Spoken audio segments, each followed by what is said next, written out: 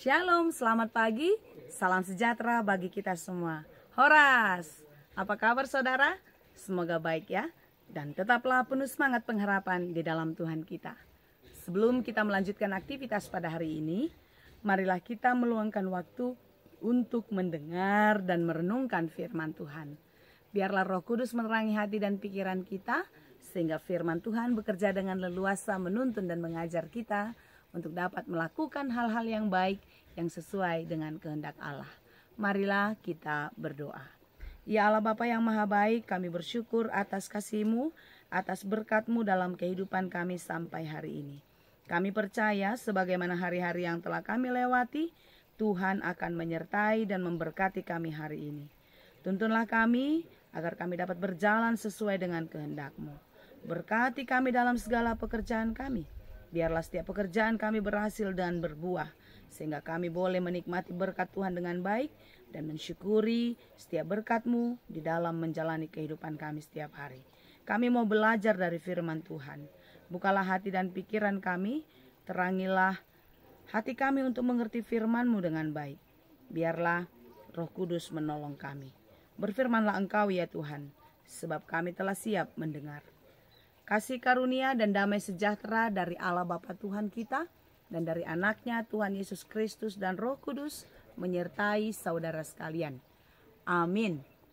Firman Tuhan untuk kita pada hari ini yang ditetapkan menurut Almanak HKBP, Kamis 6 November 2025, tertulis dalam kitab Daniel 9 ayat 18. Dalam bahasa Batak dan bahasa Indonesia demikianlah dikatakan.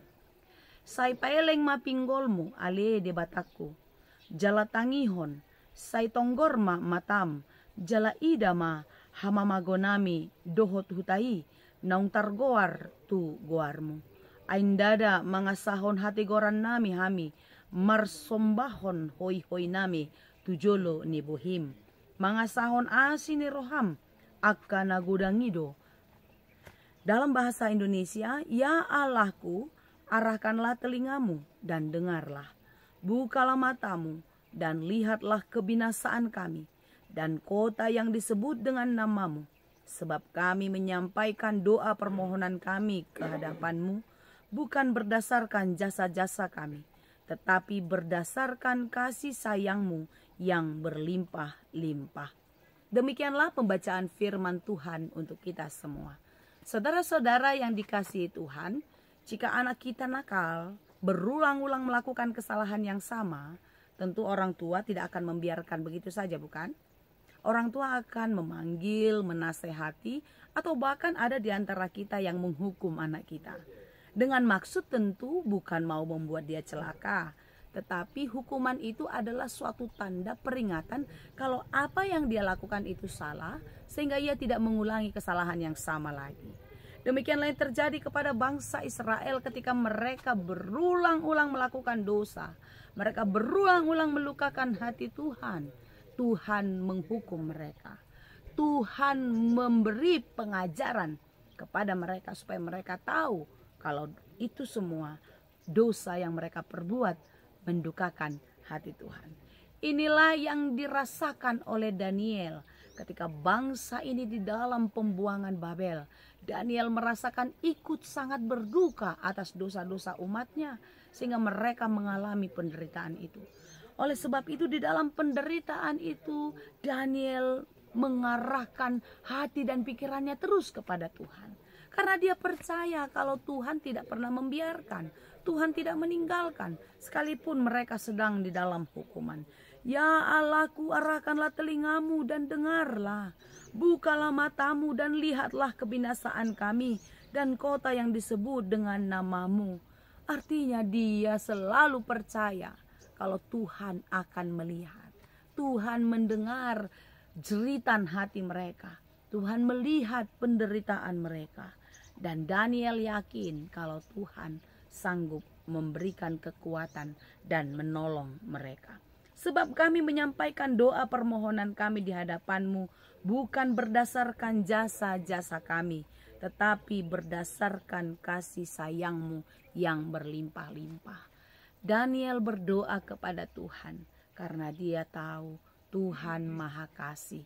Tuhan sangat baik, akan memberikan pertolongan. Saudaraku yang dikasihi Tuhan, ketika kita berdoa kepada Tuhan, seharusnya kita mempercayakan seluruhnya harapan-harapan kita kepadanya. Karena apa? Karena kita tahu kasih sayang Tuhan berlimpah-limpah dalam kehidupan kita. Jadi ketika kita berdoa, bukan berarti masalah kita selesai begitu saja. Ketika kita menyampaikan masalah-masalah kita kepada Tuhan, maka kita lepas dari itu semua? Tentu tidak. Tetapi karena keyakinan kita akan kasih sayang Tuhan yang berlimpah-limpah, dalam masalah seberat apapun juga kita tidak akan menyerah. Amin. Karena kita tahu semuanya adalah anugerah Allah semata. Saudara-saudara yang dikasihi Tuhan, marilah kita terus belajar dari tokoh-tokoh Alkitab yang menginspirasi iman kita untuk tetap kuat dan bertahan. Jika kita melihat kehidupan Daniel dan diperhadapkan dengan masalah kita, penderitaan Daniel dan teman-temannya, Sadrak, Mesak, dan Abednego di pembuangan Babel, tentu apa yang kita alami belum seberapa. Tapi bagaimanapun kesulitan itu tidak membuat mereka menyerah. Apapun bahaya, ancaman kematian sekalipun tidak membuat mereka menyerah. Oleh sebab itu saudaraku, jangan pernah menyerah.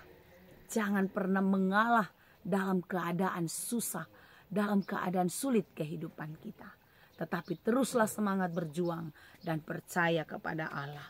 Jangan menghitung jasa-jasa baik yang telah kita perbuat di dalam kehidupan kita sebagai orang-orang yang percaya. Tetapi ketika kita menikmati kebaikan-kebaikan Tuhan, berkat-berkat Tuhan, itu bukan karena usaha kita ya. Tadi katakannya, bukan berdasarkan jasa-jasa kami, bukan karena usaha kita saudara, tetapi karena kasih sayang Tuhan yang menyertai kita. Amin. Tetap semangat dan tetap kuat. Jadikan Tuhan satu-satunya penolong dan andalan kita. Yakinlah saudara, dalam keadaan sulit hidup kita, Tuhan tidak pernah meninggalkan. Amin. Terima kasih Tuhan untuk firman-Mu. Biarlah kami tetap kuat dan terus berpengharapan kepadamu. Jangan biarkan kami menganggap diri kami lebih, menganggap diri kami hebat di hadapan Tuhan.